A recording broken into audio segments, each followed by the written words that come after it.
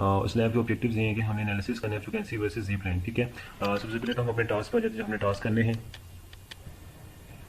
हमारे पास task one ये है कि हमें एक्सप्लेन करना है, explain the graphs of output in terms of the frequency versus G plane. यानी कि हमें करना है कि design of low pass filter design करना है यूजिंग द मैड लैब, और हम मैड लैब पे इसको देखना है कि इसके पोल्स एंड जीरोस को हमें ऑब्जर्व करना है कि वो कहाँ पे आते हैं इन जी प्लेन में। ये इसका मैडलब कोड है, ठीक है। हमने क्या किया, डिज़ाइन लो पास फिल्टर का हमने कोड लिखा है। न्यूमरेटर कोएफिशिएंट्स हमारे पास 1 और डिनोमिनेटर के कोएफिशिएंट्स हमने लिख दिए हैं, जो कि हम ये कह सकते हैं कि हमारे पास कोई भी ट्रांसफर फंक्शन होगा, ठीक है। उसको देख के ट्रांसफर फंक्शन प्रेजेंटेशन कैसे किया है कि सिस्टम ने जनरेट किया है, दैट इज टी एफ के नाम से जो ट्रांसफर फंक्शन को शो कर रहा है नाम एंड डिनोमिनेटर 0.1 और वेरिएबल जी की पावर -1। ये हमारे पास ट्रांसफर फंक्शन का सिस्टम है और हमें डिस्प्ले कर देना है आगे। आगे हम इसका फ्रीक्वेंसी रिस्पॉन्स और जी प्लेन हम देखेंगे, जिसमें हमने पोल्स एंड जीरो देखने हैं। ये हमारे पास इसकी आउटपुट आ गई है। ये हमारे पास क्या आ गया, इसका पोल्स एंड जीरोस आ गए हैं। जीरो हमारे पास ओरिजिन पे है और पोल हमारे पास यहाँ पे इसका ये आ गया, ठीक है। इसी तरह आगे हमारे पास टास्क टू है। टास्क टू में भी हमारे पास एक ट्रांसफर फंक्शन है, ठीक है। हमने करना है कि उसकी जो न्यूमरेटर्स एंड डिनोमिनेटर्स उसी तरह मैडलैब कोड में हमने इनको डिफाइन कर देना है, और एक ट्रांसफर फंक्शन हमने आगे से डिफाइन करना है। उसका फ्रीक्वेंसी रिस्पॉन्स भी देखेंगे, और हम जी प्लेन में हम क्या देखेंगे, उसकी पोल्स एंड जीरो देखेंगे। ये इसका मैडलैब कोड है, ठीक है, जो कि ट्रांसफर फंक्शन हमने देखा था। अब हम इसके पोल्स एंड जीरो देखते हैं। सेम वही मैडलैब कोड है, बस ये किया है कि हमारे पास जो न्यूमरेटर डिनोमिनेटर के कोएफिशिएंट्स हैं वो चेंज हो चुके हैं। और इसी तरह हम इसका फ्रीक्वेंसी रिस्पॉन्स और पोल्स एंड जीरो देखेंगे इन जी प्लेन में।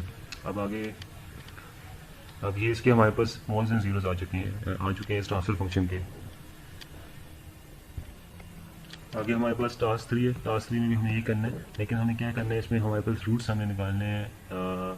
एंड देखते हैं, हम इसका मैडलैब कोड देखते हैं, जो हमारे पास जी प्लेन पे एक ये ट्रांसफर फंक्शन दिया हुआ है। बेसिकली हम इसको प्लॉट करते हैं, देखते हैं मैडलैब में। ये हमारे पास इसका क्या आ गया, इसके पोल्स एंड जीरोस आ चुके हैं। ये हमारे पास टास्क थ्री के पोल्स एंड जीरोस आ चुके हैं, ठीक है।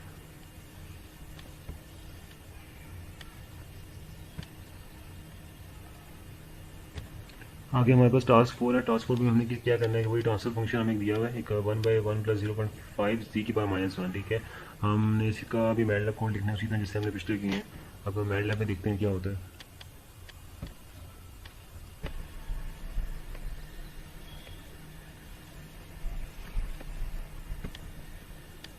हाँ, ये हमारे पास टास्क फाइव है। टास्क फाइव के भी हमने इसके जो न्यूमरेटर डिनोमिनेटर्स की कोएफिशिएंट्स लिख दिए हैं, और इसके हमने इसके जो पोल्स एंड जीरोस हैं वो इन जगहों पे आ रही है। हमारे पास इसका प्लॉट आ गया। ये हमारे पास इसका एक पोल आ गया है और एक इसका ये जीरो है, ठीक है। पोल हमारे पास क्या आ रहा है, x -0.5 पे, और ये इसकी लोकेशन बता रहा है इस पोल की, और साथ ही साथ ये इसका मैग्नीट्यूड और इसका फेस रिस्पॉन्स ये आ गया।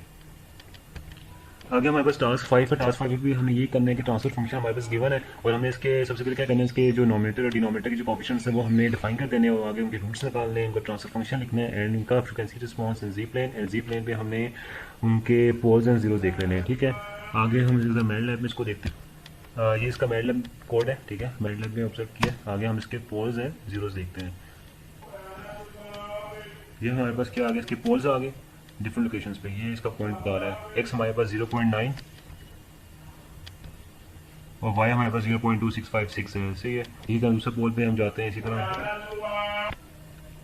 ये हमारे पास एक डिफरेंट पोल्स एंड जीरोस की लोकेशन है। अब ये वाला जो पोल है यहाँ पे 0.76, इसी तरह हर एक पोल और ये जीरोस अपने जो उनकी लोकेशन है वो बता रहे हैं, ठीक है। एक हमारे पास y = 0 पे एक पोल है, और इसी तरह x हमारे पास -0.8 पे है। इसी तरह आगे हमारे पास टास्क 6 है, ठीक है। हम इसको भी मैडलैब पे देखते हैं, इसके ट्रांसफर फंक्शन को लिख के, ठीक है। ये इसके बाद ये इसका मैडलैब कोड है, और इन terms of numerator and denominator पे कोएफिशिएंट्स है। ये हमारे पास पोल्स जीरो आ गए। ये बता रहे हैं, अच्छा, जो पोल्स हमारे पास और होते हैं सिस्टम जी प्लेन के अंदर होते हैं, यूनिट सर्कल के अंदर होते हैं, वो सिस्टम स्टेबल होता है। लेकिन अभी हमारे पास जीरो है, लेकिन बाहर है, ठीक है। जीरो जो होते हैं वो बेसिकली क्या है, सिस्टम की स्टेबिलिटी भी इतना फर्क नहीं डालते। लेकिन क्या है कि जो पोल्स हैं वो सिस्टम की स्टेबिलिटी को बता रहे होते हैं। तो अभी दो पोल्स हमारे पास हैं। ये जो आप पोल्स देख रहे हैं, ये पोल है -0.252, और वाई ये बता रहा है 1.73, ठीक है। ये और इसी तरह ये, अब वैसे ये बता रहा है कि सिस्टम क्या है, अनस्टेबल है, ठीक है।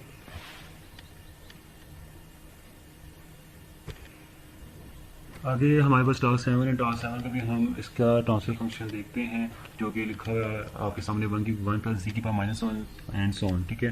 मैटलैब पे इसका कोड देखते हैं। ये हमारे पास टास्क 7 का कोड है, ठीक है, और इसके लिमिट एंड डिनोमिनेटर डिफाइन कर दिया हमने।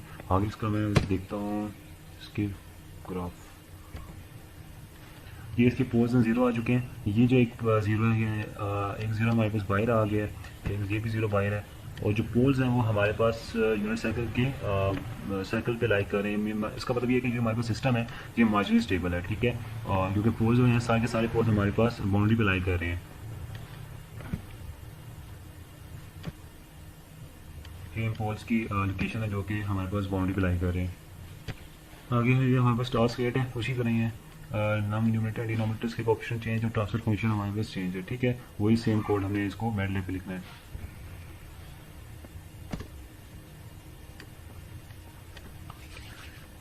ये सिस्टम भी हमारे पास मार्जिनली स्टेबल है क्योंकि इसके जो ये पोल्स हैं ये हमारे पास बाउंड्री पे लाई कर रहे हैं, ठीक है। यूनिट सर्कल की बाउंड्री पे लाई कर रहे हैं इन जी प्लेन, ठीक है।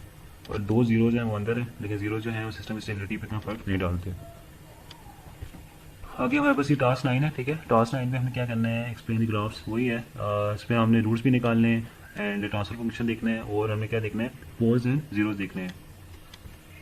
Here is the MATLAB code with transfer functions, numerator and denominator coefficients, and roots, and C-plane numerator and denominator. And then अब आगे हमारे पास ये आ गया है, इसके पोल्स एंड जीरोज आ चुके हैं जो कि बता रहे हैं कि सिस्टम इज़ ऑलमोस्ट स्टेबल। ये इसके पोल्स हैं, यूनिट सर्कल के अंदर ही लाई कर रहे हैं। ये भी एक है पोल,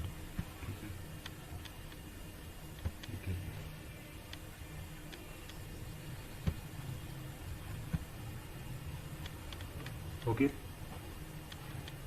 आगे हमारे पास टास्क 10 है, इसको भी हम देखते हैं। ये हमारे पास इसका मैटलैब कोड आ गया, ठीक है। इसके denominator and coefficients, numerator denominator के कोएफिशिएंट्स थे, और ये इसका क्या आ गया, पोल्स एंड जीरोज। ये सिस्टम भी हमारे पास क्या है, बेसिकली अनस्टेबल ही है क्योंकि कहीं पर पोल हमारे पास ये बाहर आ गया है, यूनिट सर्कल से बाहर है। आगे हमारे पास टास्क 11 है। टास्क 11 में भी हमें यही करने का ट्रांसफर फंक्शन दे दिया हमें, और हमने इसकी पोल्स एंड जीरो देख के सिस्टम की स्टेबिलिटी एंड स्टेबिलिटी को बताना है। Here is a MATLAB code with numerator coefficients and denominator coefficients of transfer function, and then ये इसका आ जाएगा, इसके पोल्स एंड जीरोज आ चुके हैं। कुछ पोल्स हमारे पास यूनिट सर्कल के बाहर लाई कर रहे हैं जो ये डिफाइन कर रहे हैं कि सिस्टम इज अनस्टेबल, ठीक है। जीरोज अगेन सिस्टम की स्टेबिलिटी पे कोई फर्क नहीं डालते। ये हमारे पास लास्ट टास्क है, task number 12 and with different transfer function. This is the MATLAB code of task number 12 with numerators and denominator coefficients, and ये अब again हमारे पास इसका आ जाएगा unit circle with system stability. ये भी बता रहा है कि इसके जीरोज एंड पोल्स जो है बेसिकली वो है, क्या नाम है, बाउंड्रीज में लाई कर रहे हैं। पोल्स को अगर हम देखें तो बेसिकली बाउंड्री पे एक ही पोल है, ठीक है, एक ये पोल है, इसका एक ये पोल है, मतलब ये सिस्टम मार्जिनली स्टेबल है। तो ये सारे के सारे जो इसके पोल्स हैं वो हमारे पास बाउंड्री पे लाई कर रहे हैं, ठीक है। इसी के साथ आज की हमारे ये जो टास्क हैं कंप्लीट होते हैं और लैब कंप्लीट होती है। अब मिलते हैं जी नेक्स्ट लैब में। अल्लाह हाफिज़। असल में ये करना है कि हमारे पास एक डीएसपी का सिस्टम गिवन है, ठीक है। करना ये है कि जो कि हमारे पास 2x of n minus 4xn minus 1 and so on, ठीक है। हमारे पास विद इनिशियल कंडीशंस ये हैं कि हमारे पास -2 पे 1 है, -1 पे 0 दे रहा है, और x और -1 पे -1 है, एंड इनपुट हमारे पास क्या है, x ऑफ n 0.8 की power n u of n।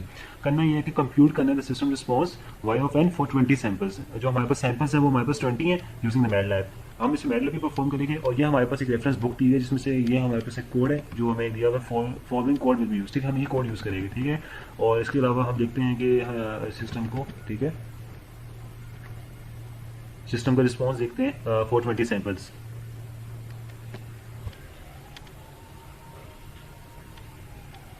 ये हमारे पास इसका मैटलैब पे कोड है, ठीक है। सबसे पहले हमने करना क्या, setup a vector to store y of n, ठीक है, जीरोस 1 से 20, 1 और 20, ठीक है। इसी तरह हमने इनिशियल कंडीशन जो हमारे पास गिवन थी हमने वो भी यहाँ पे डिफाइन कर दी है, जो कि y -2 पे थी और y -1 पे थी।